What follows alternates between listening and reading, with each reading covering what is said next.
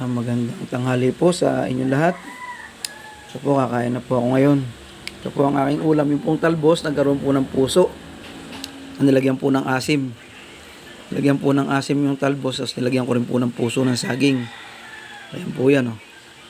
Po yung puso ng saging. Ayan po. Hindi na po nilaga ngayon. Baga, inasiman ko po ng pang-asim yung talbos at puso ng saging. Kumbaga, sinigang na po yung tawag dyan ngayon. Para maiba-iba naman po yung sabaw natin. At nadagdagan na po yung talbos. Maging dalawang klase na po siya, puso ng saging. Kasi masarap po sa sinigang yung puso ng saging. Yan po.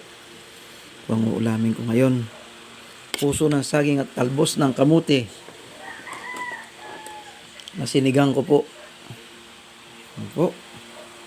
Ang ulam ngayon. Sarap po niyan. Tapos meron po akong sausawan dito na ano. Yan po. Sausawan po yan na maparas.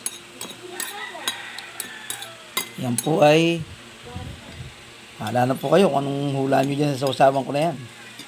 Po. Sausawan ko po yan. Yan. Muli po. Salamat po muli sa inyong lahat.